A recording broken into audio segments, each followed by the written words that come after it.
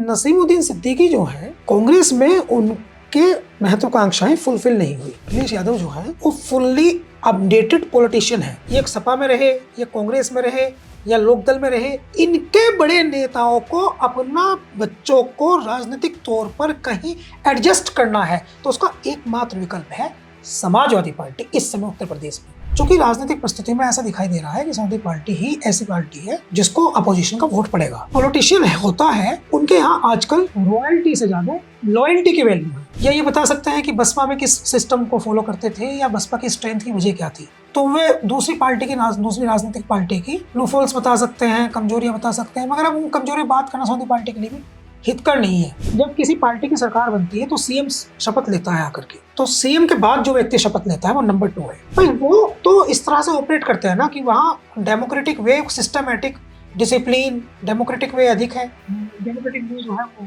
नहीं है। वहाँ पे आदेश नमस्कार, बहुत स्वागत है आपका। आप देख रहे हैं इनकलाब हिंदी और मैं हूं आपके साथ माहिम खान। हमारा एक खास शो एक्सप्लेनर जिसमें हम हर बार एक नए मुद्दे के साथ आते हैं। आज हम बात करेंगे उत्तर प्रदेश में एक राजनीतिक घटनाक्रम संभावित है जिसमें कांग्रेस के बड़े नेता नसीमुद्दीन सिद्दीकी समाजवादी पार्टी ज्वाइन करने वाले हैं। वो बसपा में पहले एक बड़े नेता के तौर पर थे और उसके बाद उन्होंने कांग्रेस ज्वाइन करी और वो मायावती के भी काफी करीबी थे। क्या कुछ होने वाला है उनके ज्वाइनिंग पर? क्या समाजवादी पार्टी को उनसे कुछ फायदा होगा, क्या नुकसान होगा? मेरे पास कुछ प्रश्न हैं और मेरे सवालों का जवाब देने के लिए मेरे पास मौजूद हैं इनकलाब हिंदी के managing editor Asim Mohammad Kaif sir. Sir बहुत स्वागत है आपका। बहुत धन्यवाद माहिम जी। कैसे हैं सर आप? ठीक है सर, मेरा पहला सवाल है कि कांग्रेस के नेता नसीमुद्दीन सिद्दीकी जो मैंने अभी बताया, वो उनको अखिलेश यादव समाजवादी पार्टी क्यों ज्वाइन कराना चाहते हैं? अब अखिलेश यादव ज्वाइन कराना चाहते हैं या वो समाजवादी पार्टी ज्वाइन करना चाहते हैं, दो सवाल हैं ये जी। पहला तो ये है कि राजनीतिक पार्टी कोई भी हो वो चाहती है किसी नेता को जो उनकी पार्टी को मजबूत करे उसको लाना जी। और दूसरा ये है कि नेता चाहता है कि वो किसी राजनीतिक पार्टी में अपनी पोजीशन के हिसाब से चले जाना। तो यहाँ प्रश्न ये है कि 70-30 है या 30-70 है, यानी कितना नसीमुद्दीन चाहते हैं वहां जाना और कितना समाजवादी पार्टी चाहती है वहां उन्हें लाना। तो अब इसका राजनीतिक विश्लेषण क्या हो सकता है, क्योंकि सवाल ये आसान तो है लेकिन पेचीदा है। और विश्लेषण क्या हो सकता है ये है कि नसीमुद्दीन सिद्दीकी के आने से क्या लाभ होगा और समाजवादी पार्टी को उनके लेने से क्या लाभ होगा या फिर ज्यादा लाभ कैसे होगा।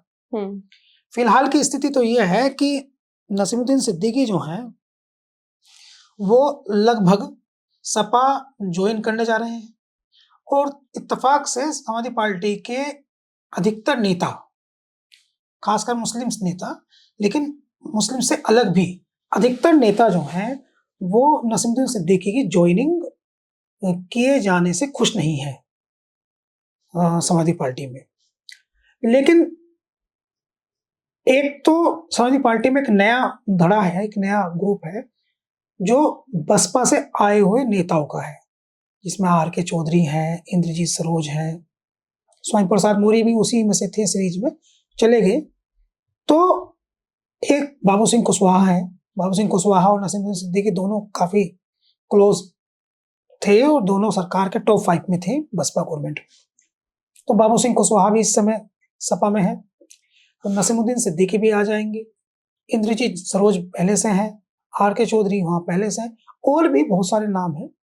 लेकिन ये चूंकि बड़े नाम हैं तो ये अक्सर दद्दू चौधरी, दद्दू प्रसाद, वो भी एक बड़े नाम है कैबिनेट में। कुल मिलाकर के बसपा की सरकार में 2007 से 2012 तक बसपा के जो तमाम बड़े नेता रहे हैं उनमें से लगभग 80% बड़े नेता अब समाजवादी पार्टी में हैं। नसीमुद्दीन सिद्दीकी जो हैं ये नहीं आए थे समाजवादी पार्टी में, चले गए थे कांग्रेस पार्टी में, अब ये भी समाजवादी पार्टी में आ रहे हैं। तो दो सिनेरियो है। पहला तो ये है कि इनको लेना चाहती थी सपा या नहीं लेना चाहती थी। शुरुआत में इनकी एक दिन और बातचीत हुई थी। एक बार इन्होंने किसी इंटरव्यू में कहा था कि अखिलेश यादव जो है वो इतने अच्छे नेता हैं कि जब भी मैं उनसे मिलने गया वो मुझे बाहर तक छोड़ने आए। तो उसी दिन ये संकेत मिल गया था कि वो समाजवादी पार्टी की तरफ उनका जाने का विचार है। कांग्रेस में वो इस उद्देश्य से गए थे कि कांग्रेस में उत्तर प्रदेश में मुसलमानों का कोई बहुत बड़ा नेता था नहीं उस समय, और उनको ये ख्वाहिश थी कि कांग्रेस उनको राज्यसभा सांसद किसी भी स्टेट से भेज देगी, और जब वो राज्यसभा सांसद बन जाएंगे तो सेंटर की राजनीति करेंगे, उत्तर प्रदेश से उनका वास्ता कम होगा। कांग्रेस ने ऐसा किया नहीं। उत्तर प्रदेश से उन्होंने राज्यसभा जो है किसी को भेजने की स्थिति में थे नहीं। महाराष्ट्र से उन्होंने इमरान प्रतापगढ़ी को भेज दिया, और 2024 के लोकसभा चुनाव में उनको नसीमुद्दीन सिद्दीकी को लड़ाया नहीं। उनको लड़ाया 2019 के लोकसभा चुनाव में बिजनौर लोकसभा से, जहां उनको वोट मिली 22,000। और ऐसी परिस्थिति में जब सपा और बसपा दोनों मिलकर के एक गठबंधन में चुनाव लड़ रही थी, वहां नसीमुद्दीन सिद्दीकी चैलेंज करते हुए कांग्रेस पार्टी से चुनाव लड़ी। बिजनौर लोकसभा से 20,000 वोट पड़ी उनको। तो इस नजरिए से अगर हम देखें, जबकि वहां बसपा का सांसद जो है वो चुनाव जीत गया, मलूक नागर, सपा और बसपा का। और इत्तेफाक देखिए, कभी मलूक नागर जो है वो नसीमुद्दीन सिद्दीकी के दरवाजे पर टिकट मांगने के लिए खड़े होते थे, और उसी चुनाव में उन्होंने उनको हरा दिया। तो इस दृष्टिकोण से अगर हम देखें तो ये समझ में आता है कि नसीमुद्दीन सिद्दीकी जो है कांग्रेस में उनके महत्वाकांक्षाएं फुलफिल नहीं हुई, उनका कोई मकसद कांग्रेस में पूरा नहीं हुआ। अब समाजवादी पार्टी में उन्हें ज्वाइन करने में दिक्कत इसलिए आई क्योंकि समाजवादी पार्टी के बहुत सारे नेता, अखिलेश यादव जो है वो अब ऐसे वो फुल्ली अपडेटेड पॉलिटिशियन है।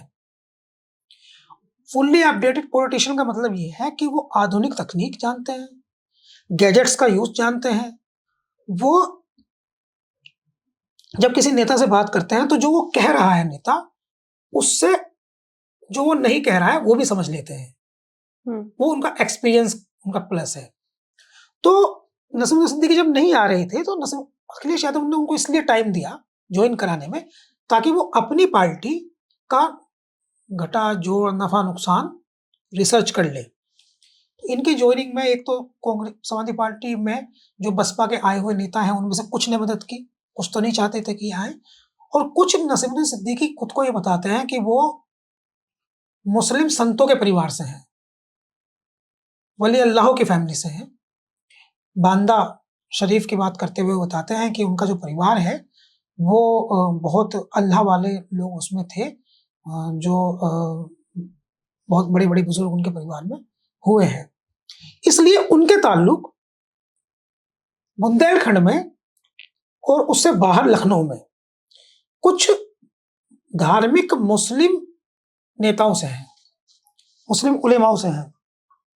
तो मुस्लिम उलेमाओं से उनके ताल्लुक हैं, जिसमें लखनऊ के एक नेता हैं जो अक्सर शादियों में दिखते हैं अखिलेश यादव के साथ में।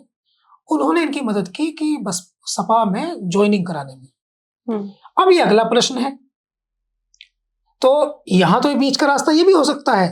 आपने पूछा कि क्या वो आना चाहते थे, और दूसरा हमने कहा कि क्या वो लेना चाहते थे।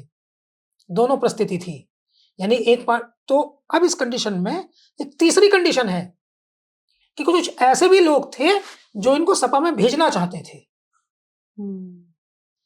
इसमें एक तीसरी कंडीशन भी है कि कुछ ऐसे भी लोग थे जो इनको सपा में भेजना चाहते थे। एक्चुअली ये एक बड़ा डिबेटिकल सब्जेक्ट है कि नसीमुद्दीन सिद्दीकी बसपा में किस हैसियत में थे, वे बसपा से बाहर गए क्यों, कांग्रेस में गए क्यों, सपा में आ क्यों रहे हैं, सपा में कितने दिन रहेंगे, अब उनका कितना राजनीतिक फ्यूचर बचा है, अपने भविष्य के बारे में क्या सोच रहे हैं, किसी दूसरे के लिए क्या स्पेस है, किसके लिए क्या स्पेस दी है, इनके आने से क्या नुकसान होगा, इनके आने से क्या फायदा होगा। ये सारे एनालिसिस हैं, इस पर सारी बातचीत कही जा सकती है, सारी बातचीत इस पर की जा सकती है। फिलहाल तो आप इतना जानिए कि पार्टी लेना चाहती थी, वो आना चाहते थे, से ज्यादा महत्वपूर्ण है कि कौन लोग हैं जो इन्हें सपा में भेजना चाहते थे।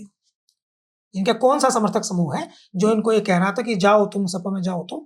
तो उसमें सबसे महत्वपूर्ण नाम जो है वो अफजल का है। अफजल इनके बेटे हैं।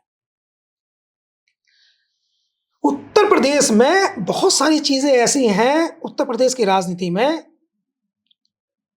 जिनके निर्णय ऐसे लिए जा रहे हैं जैसे महाभारत हुई थी। महाभारत क्यों हुई थी? महाभारत में दुर्योधन जो है उसने अपने पिता धृतराष्ट्र के, जब सारी एक्टिविटी हुई तो धृतराष्ट्र ने दुर्योधन की गलतियों को छिपाने के लिए उस पर पट्टी, जब शिकायत जाती थी धृतराष्ट्र के पास तो सुनते नहीं थे वो, बेटे के खिलाफ शिकायत जाती थी तो सुनते नहीं थे वो। तो उत्तर प्रदेश में बहुत सारे पॉलिटिकल डिसीजंस जो हैं वो पुत्र मोह में हो रहे हैं, पुत्र मोह में।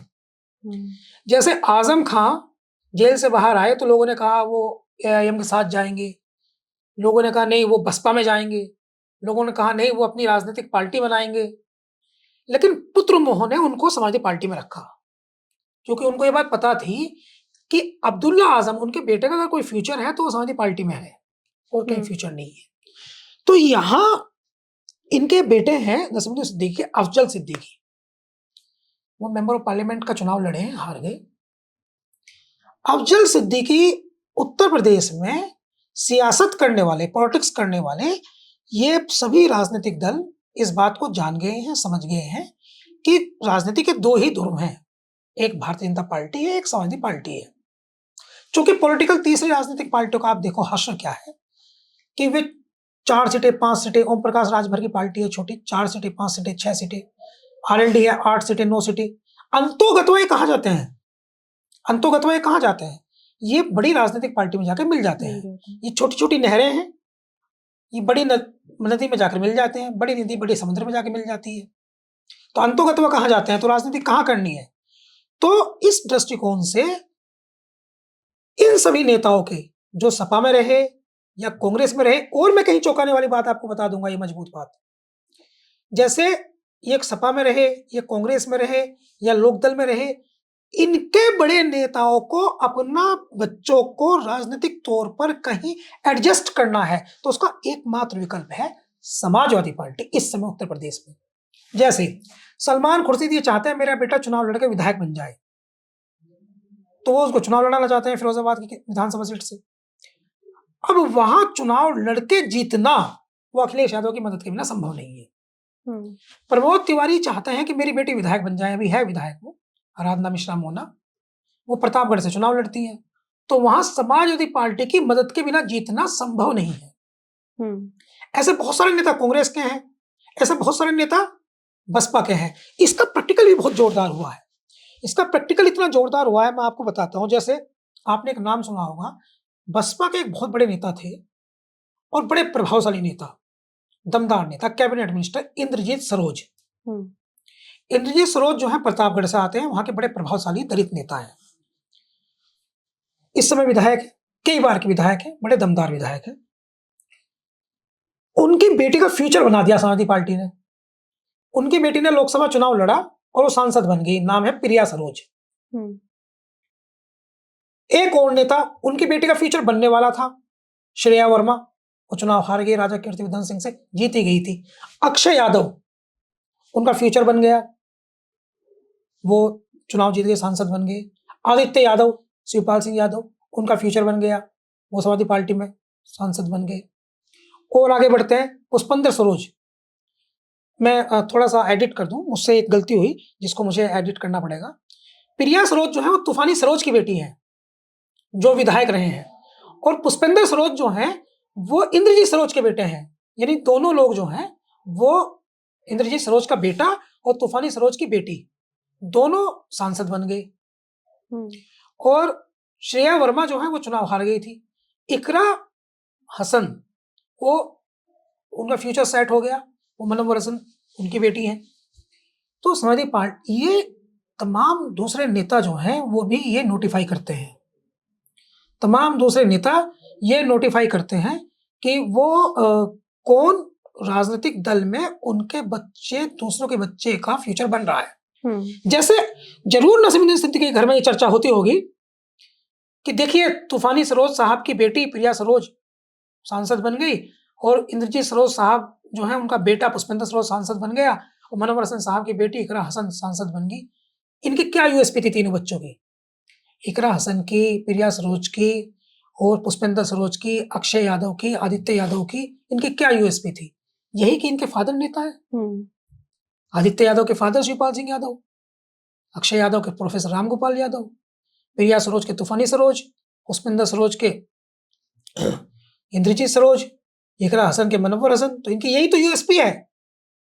तो ये चर्चा होती है कि देखिए डैडी अगर हम समाजवादी पार्टी में होते, लोग कहते हैं आकर के कि डैडी अगर हम समाजवादी पार्टी में होते तो समाजवादी पार्टी में आप होते तो अब तक हम सांसद बन गए होते। डैडी 2019 के चुनाव में अगर हम समाजवादी पार्टी में होते डैडी तो हम सांसद बन गए होते, हम विधायक बन गए होते। और बच्चे भी चर्चा करते हैं फ्यूचर कैसे सेट करें। कुछ नेता हैं जो चाहते हैं कि वो उनको जो है वो फ्यूचर अपना सेट करने के लिए कहें, तो वो सब फ्यूचर कैसे सेट करें। तो ये एक चीज बहुत महत्वपूर्ण है जो उनको वहां ले जाने के लिए प्रेरित करती है। सर मेरा अगला सवाल है कि नसीमुद्दीन सिद्दीकी की राजनीतिक हैसियत क्या है और समाजवादी पार्टी में जाने से उनको क्या लाभ होगा?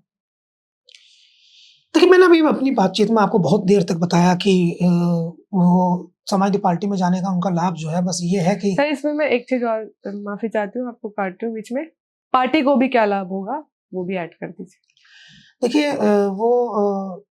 पहला तो ये है कि समाजवादी पार्टी जो है वो अभी मैंने आपको बहुत डिटेल्स में बताया कि अपोजिशन के लीडर्स ने ये देखा है पिछले कुछ दिनों में, खासकर उनकी फैमिलीज ने ये देखा है कि समाजवादी पार्टी में जाने के बाद उनके बच्चे जनप्रतिनिधि बन गए हैं। और इनका भी एक बेटा है अफजल सिद्दीकी, जिसको इनके मन में बहुत पहले से एक भाव है कि मेरा बच्चा राजनीति में सेट नहीं हो पा रहा है। ये जो पॉलिटिकल लीडर है इनकी कोशिश ये रहती है कि ये अपने लेगेसी को कंटिन्यू करने के लिए अपने परिवार के किसी व्यक्ति को आगे बढ़ाए। जहां लड़का है वहां लड़के को आगे बढ़ाएं, जहां लड़का नहीं है वहां लड़की को आगे बढ़ाएं। ये सिंपल ये स्टोरी हमें दिखाई देती है। तो इनका समाजवादी पार्टी में जाने का एक उद्देश्य है और वो ये है कि अपने बच्चे की यानी अपने बेटे की अफजल की राजनीतिक पावर्स को आगे लेकर जाना, उनको सदन का सदस्य बनवाना, विधानसभा या लोकसभा, उनको समाजवादी पार्टी कहीं से चुनाव लड़ाए और वो वहां जाकर के, चूंकि राजनीतिक परिस्थिति में ऐसा दिखाई दे रहा है कि समाजवादी पार्टी ही ऐसी पार्टी है जिसको अपोजिशन का वोट पड़ेगा, मुख्य विपक्षी पार्टी है और ये भाजपा से जाके चुनाव लड़ नहीं सकते। और अगर लड़ भी लें, संभावना है भी, तो भाजपा लेती नहीं है मुसलमानों को। भारतीय जनता पार्टी का तो पूरे भारत में एक सांसद, एक राज्यसभा सांसद नहीं है पूरी गवर्नमेंट में, सेंट्रल गवर्नमेंट में, पूरी गवर्नमेंट में नहीं है। उत्तर प्रदेश में एक मंत्री है दानिश आजाद अंसारी, लेकिन वो एमएलसी है, इलेक्टोरल पॉलिटिक्स से नहीं आए वो, उनको एमएलसी बनाया, उसके बाद उनको मिनिस्टर बनाया। तो इस दृष्टिकोण से हम देखें तो इनको पता है कि यही विकल्प है। और अफजल जो है उनकी लाइफ अगर पॉलिटिकल सेट हो सकती है तो समाजवादी पार्टी में हो सकती है। तो आने का उद्देश्य तो ये है। अब दूसरी बात आपने कहा कि पार्टी को क्या लाभ होगा, तो पार्टी को मास लीडर तो नसीमुद्दीन सिद्दीकी है नहीं, और मुझे लगता है कि मुसलमानों में मास लीडर उत्तर प्रदेश में कोई है भी नहीं।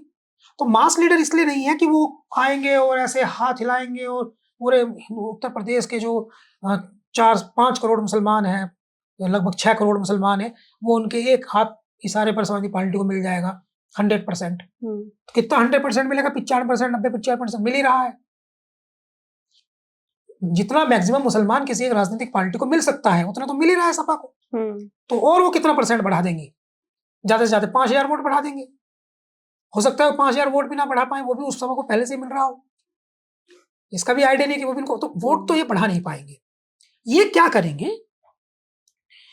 ये परसेप्शन बनाने में एक फायदा, परसेप्शन बना देंगे। इससे परसेप्शन बन जाता है, नैरेटिव बन जाता है कि बसपा के ज्यादातर लोग जो हैं वो सपा में आ गए हैं, बसपा की स्ट्रेंथ जो है वहां शिफ्ट हो गई है, तो उससे एक परसेप्शन बन सकता है। दलित वोट ये बिल्कुल नहीं आ सकते। इनके आने से दलित वोट जो समाजवादी पार्टी को मिलने वाला है उसमें कुछ कमी आ सकती है, बढ़ नहीं सकता। बसपा का नेता आ रहा है और दलित वोट इनको मिल जाएगा, यह बिल्कुल असंभव है। और कम हो सकता है नाराज होकर के, क्योंकि दलितों में एक बहुत बड़ा वर्ग ऐसा है जो इनसे नाराज है, लेकिन वो कितना है ये समय के हिसाब से वो करेगा। समाजवादी पार्टी को नैरेटिव का फायदा होगा, परसेप्शन का फायदा होगा। उनके पास तो कोई ना कोई आ ही रहा है, तो जब कोई आ रहा है तो उनका कुछ जा तो नहीं रहा ना, उनके पास कोई आ रहा है। हाँ, एक नुकसान भी हो सकता है। वो नुकसान ये हो सकता है कि नसीमुद्दीन सिद्दीकी ने जब बसपा छोड़ दी थी नंबर 2 की हैसियत में, तो उस समय इनका कोई विवाद चला था किताबों का किताब जमा नहीं कराई उसमें, सत्यता शुल्क जमा नहीं कराया उसमें, तो उसमें इनकी बातचीत हुई थी उत्तर प्रदेश की पूर्व मुख्यमंत्री मायावती से। तो इनकी जो बातचीत पूर्व मुख्यमंत्री से हुई थी वो इन्होंने ऑडियो रिकॉर्ड करके वायरल कर दी थी। उससे नेताओं में इनका ट्रस्ट प्रभावित हुआ था। तो जो पॉलिटिशियन होता है उनके यहाँ आजकल रॉयल्टी से ज्यादा लॉयल्टी की वैल्यू है, और अखिलेश यादव तो इस बात को बहुत मानते हैं, लॉयल्टी को। तो जो नेता होता है वो ये बात समझ लेता है कि ये व्यक्ति लॉयल नहीं है। जैसे इससे पहले चर्चा चल रही थी कि नसीमुद्दीन सिद्दीकी जो है वो चंद्रशेखर के साथ भी जा सकते हैं। ये भी चर्चा थी कि वो असदुद्दीन ओवैसी की पार्टी को संभाल सकते हैं उत्तर प्रदेश में, लेकिन दोनों चीजें नहीं हुई। अंतोगत्वा जहाँ वो सपा में रहे हैं, तो सपा को उनके आने से कोई वोट का तो लाभ होगा नहीं, क्योंकि वोट तो समाजवादी पार्टी के पास जितनी है उतनी रहेगी, कम होने वाली है नहीं। मुसलमान नेता है, दलित वो ला नहीं सकते। मुसलमान नेता है, मुसलमान जितना पढ़ रहा है सपा को, वो उनके सपा की अपनी आइडियोलॉजी पढ़ रहा है, वो मुसलमान नेताओं की वजह से नहीं पढ़ रहा है, सपा के स्टैंड से पढ़ रहा है, अखिलेश यादव की वजह से पढ़ रहा है। वो कोई मुसलमान नेता ये कह दे कि हमारी वजह से पढ़ रहा है तो ये गलतफहमी है उसकी, क्योंकि अब वोट जो पड़ता है वो आइडियोलॉजी से होती है वोटिंग।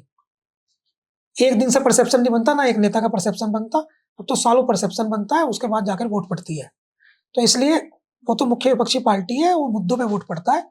इसलिए ये तो आप बिल्कुल आप दरगुजर कर दीजिए इस बात को, तो कि नसीमुद्दीन सिद्दीकी आएंगे और वो पूरे उत्तर प्रदेश का मुसलमान एक साथ समाजवादी पार्टी को दिलवा देंगे, उसकी आवश्यकता है नहीं। वो जितना पढ़ रहा है उतना ही पढ़ेगा, बस ये परसेप्शन बना देंगे, एक टीम थोड़ा ज्यादा बड़ा कर देंगे। एक काम और कर सकते हैं, इतने बड़े लेवल पे एक बड़ा काम है, इतने बड़े लेवल पे जब कोई नेता आता है जो पूर्व की पार्टी में, पूर्व की सरकार में नंबर 2 रहा हो, तो उसके पास लिंक्स होते हैं, कॉन्टेक्ट्स होते हैं। उन लोगों के लिंक्स होते हैं जो पार्टी को फंड करते हैं, उन लोगों के लिंक होते हैं जो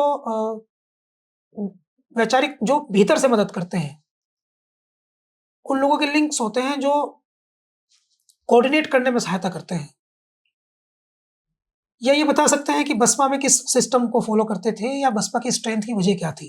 तो वे दूसरी पार्टी की, दूसरी राजनीतिक पार्टी की लूफॉल्स बता सकते हैं, कमजोरियां बता सकते हैं, मगर अब उन कमजोरियां बात करना समाजवादी पार्टी के लिए भी हितकर नहीं है। समाजवादी पार्टी को बसपा के विरुद्ध बोलने से बचना चाहिए। ज्वाइनिंग की एक और वजह है, पिछले कुछ समय से वो हम देख रहे हैं कि कांग्रेस पार्टी जो है, पिछले कुछ समय से हम देख रहे हैं कि कांग्रेस पार्टी जो है उस उत्तर प्रदेश में समाजवादी पार्टी के खिलाफ उनके कुछ नेता कुछ ना कुछ कह देते हैं। तो ये मैसेज देना भी है कांग्रेस को कि तुम हमारे खिलाफ अगर तुम एक्टिविटी करोगे तो हम ऐसा कर देंगे, हमारे पास ज्यादा ताकत है। हम चाहे आज, समाजवादी पार्टी मैसेज देना चाहती है, हम चाहे आज तुम्हारे 70% नेता तोड़ लेंगे अपनी तरफ, उनके बच्चों को राजनीति में स्थापित होने के लिए हमारी जरूरत है।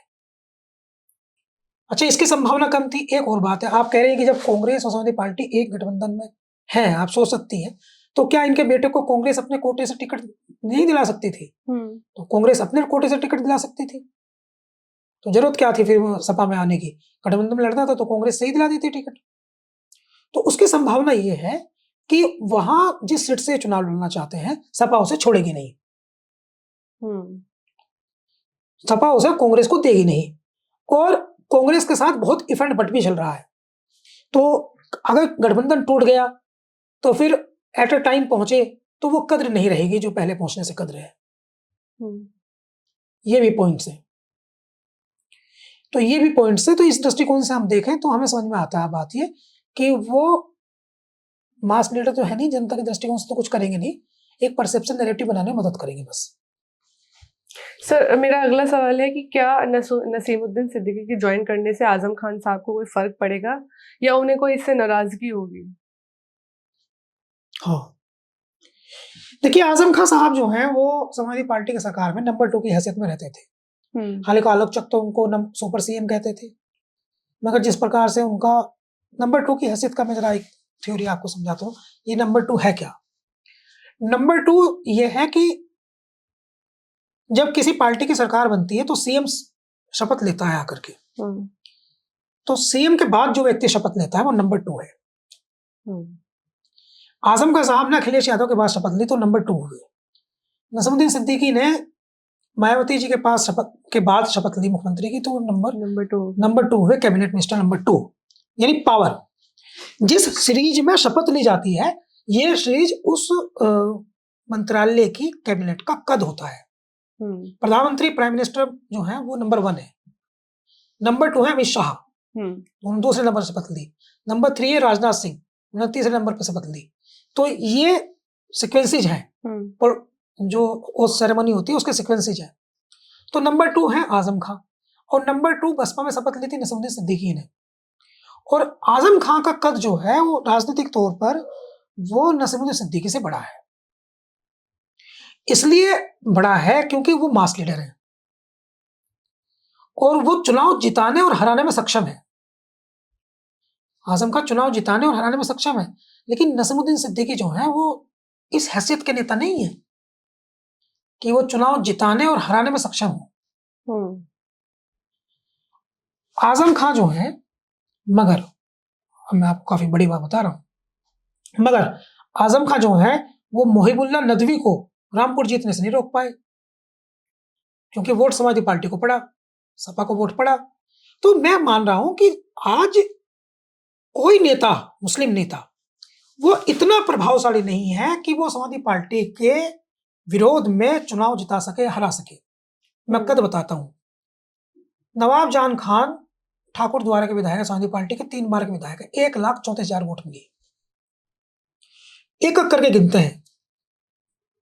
महबूब अली हैं अमरोहा के, 1 लाख से ज्यादा वोट मिली। कमाल अख्तर है, कांट से लड़े, 1 लाख से ज्यादा वोट मिली, लगभग 1 लाख के आसपास।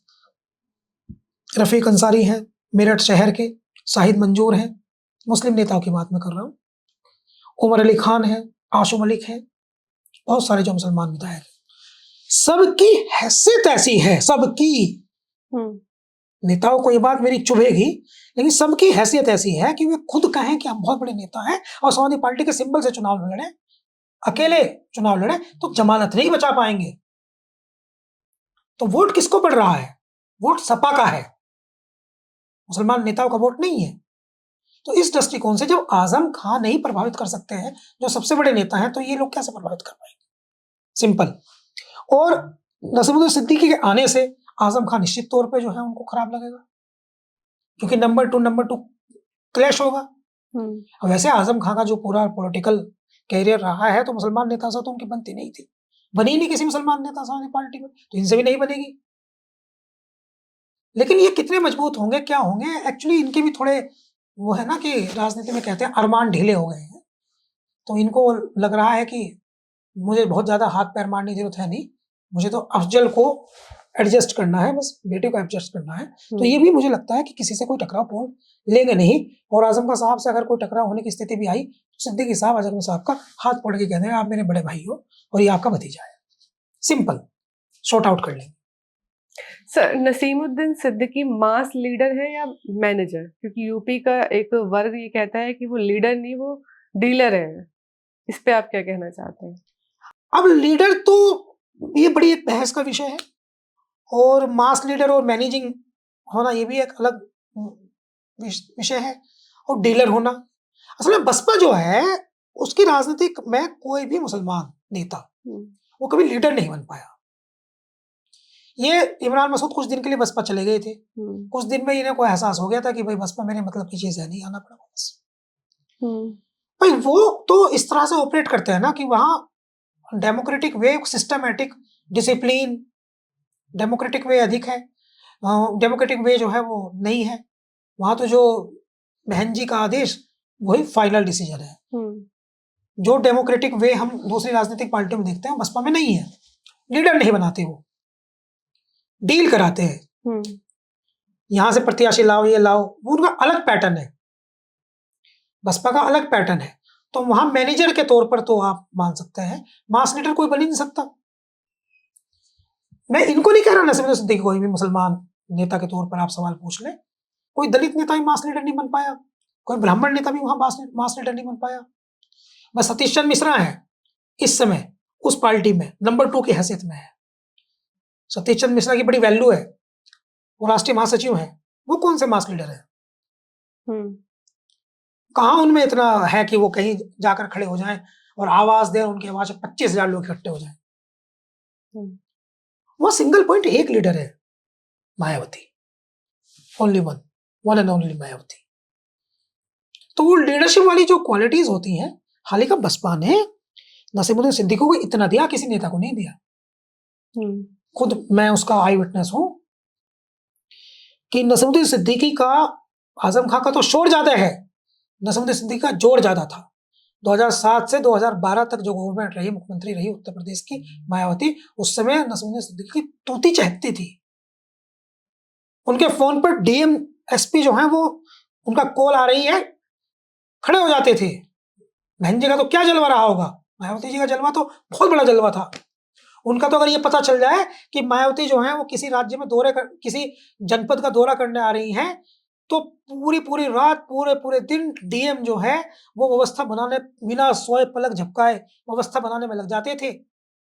एक बार सिकरेड़ा बिजनौर का एक है गांव, वहां एक पुलिया, मायावती का कोई रिश्तेदार था वहां, तो मायावती मुख्यमंत्री थी, कहा मैं आ रही हूँ, तो उनका आने की घोषणा हुई। तो पुलिया एक टूटी हुई थी, तो डीएम ने देखी तो पुलिया टूटी हुई, कल बहन जी आ जाएगी, व्यवस्था तुरंत बनानी पड़ेगी। अब लेबर थी कम, तो डीएम साहब खुद ईंट रखने लगे। जलवा था मायावती का, खुद ईंट रखी। और जब निरीक्षण करने जाते थे, ये पता चल जाता था कि आज मायावती निरीक्षण करने आ रही हैं, तो डीएम जो है उस दिन अपने घर फोन करके कहता था ट्रांसफर होना तय हो गया।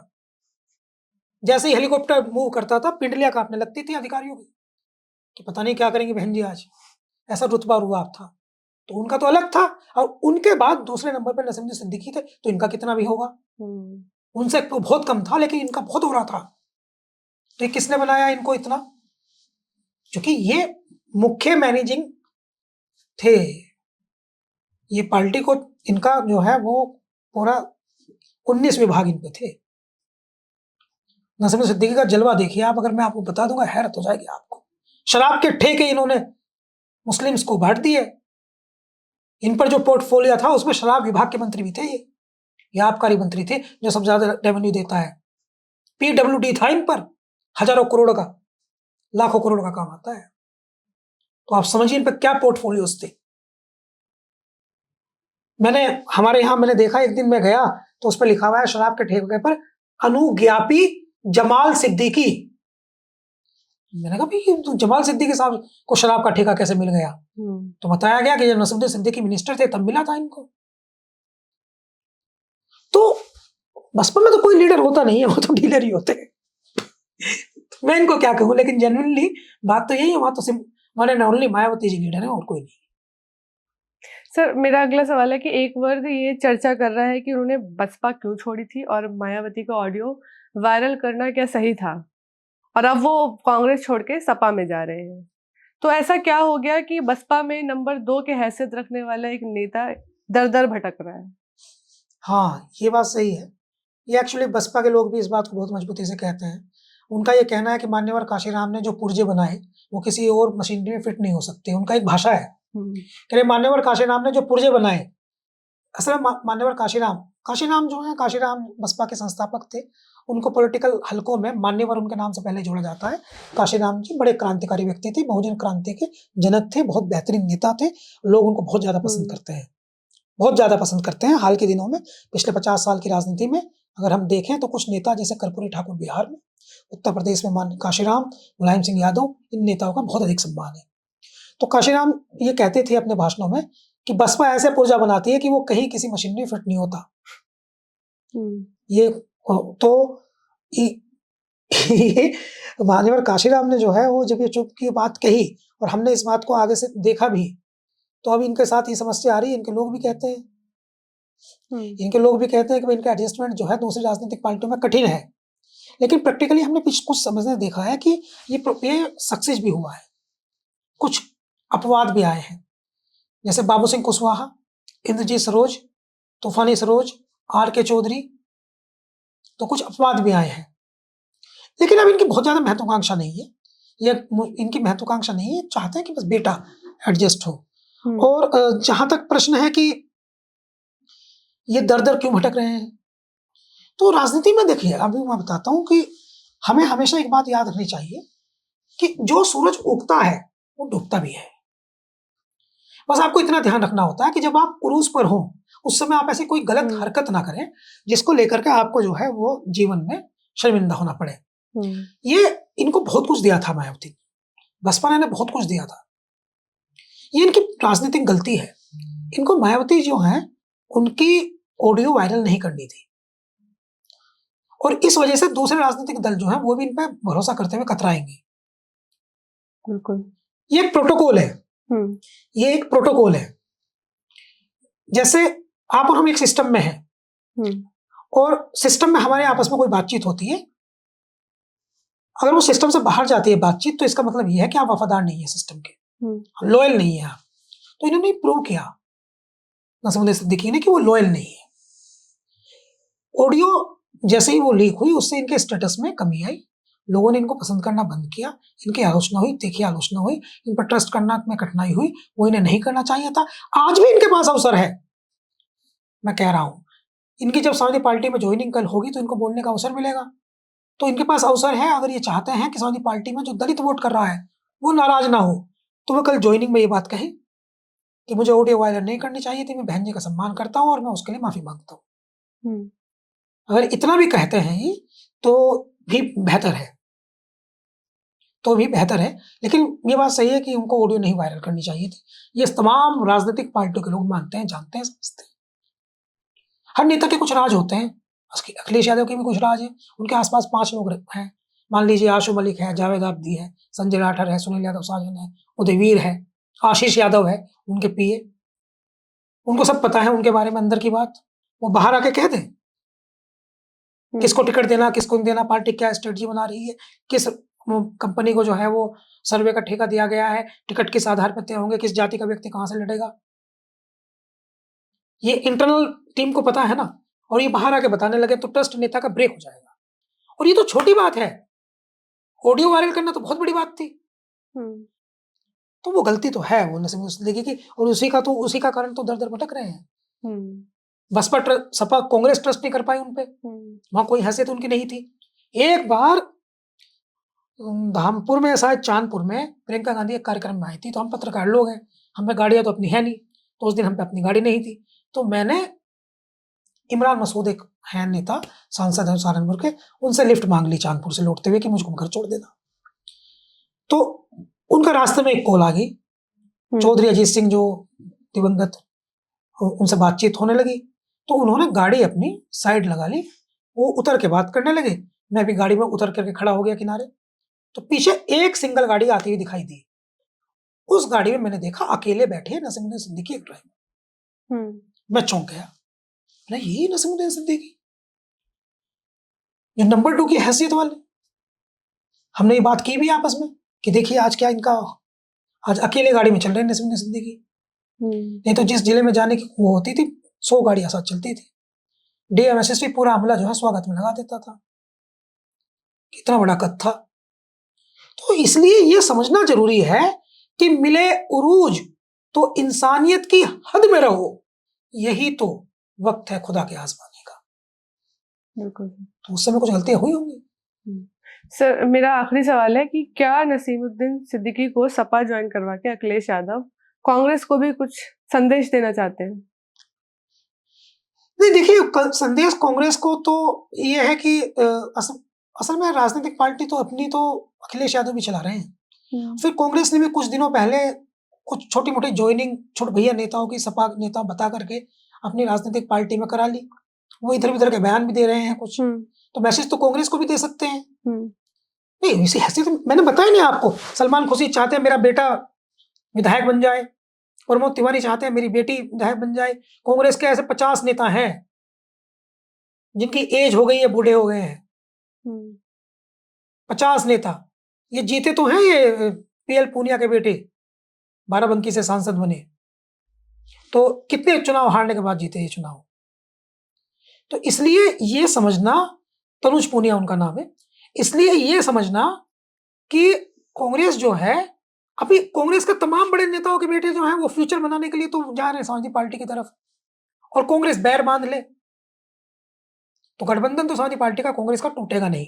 ये लोग टूटने नहीं देंगे जिनके बच्चे जो हैं वो कांग्रेस पार्टी मैं भविष्य बनाना चाहते हैं, उनको पता है कि वो समाजवादी पार्टी के सहयोग से ही बस्ते तक नहीं संभाल पाते नहीं तो इसलिए थ्योरेटिकल हम समझें तो थ्योरेटिकल एक बात समझ में आती है और वो ये है कि कांग्रेस को मैसेज तो नहीं देना चाहते होंगे, मगर हाँ ये है कि अपनी पार्टी को मजबूत करने के बारे में तो सभी सोचते हैं।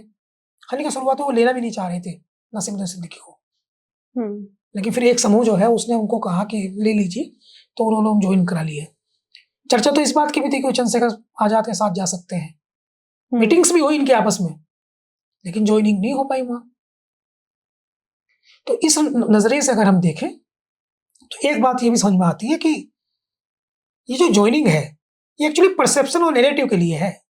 अब समाजवादी पार्टी को सावधान रहना पड़ेगा, क्योंकि पीडीए की जिसकी बात वो करते हैं पिछड़े दलित अल्पसंख्यक की, और 2024 के चुनाव में उनको बहुत सारे सांसद मिल भी गए हैं दलित समाज के, तो दलितों में एक वर्ग ऐसा है जो नसीमुद्दीन सिद्दीकी से नाराज है। तो अगर वो नसीमुद्दीन सिद्दीकी को समाजवादी पार्टी में रखना चाहते हैं तो उन्हें नसीमुद्दीन सिद्दीकी से ऑडियो रिकॉर्डिंग के लिए, मायावती की ऑडियो रिकॉर्डिंग के लिए माफी मंगवानी पड़ेगी। अगर वो माफी नहीं मंगवाते तो ये जो दलित समाज के लोग समाजवादी पार्टी को मिल रहे हैं ये नाराज हो जाएंगे, ये कहेंगे बहन जी की ऑडियो वायरल करने वाले को समाजवादी पार्टी ने अपने पास बैठाया है, और ये नहीं कहेंगे तो बसपा कहेगी कि देखिए बहन जी का अपमान करने वाले को, बहन जी को ऑडियो वायरल करने वाले को बस समाजवादी पार्टी अपने साथ बिठा रही है। इसका नुकसान होगा उनको, एक परसेप्शन जो वो पॉजिटिव बनाना चाहते हैं नेगेटिव परसेप्शन बन जाएगा। बहुत बहुत धन्यवाद सर अपना समय देने के लिए, हमसे बातचीत करने के लिए। आपकी इस पूरी चर्चा पर जो भी राय हो हमें कमेंट में जरूर बताइए। धन्यवाद।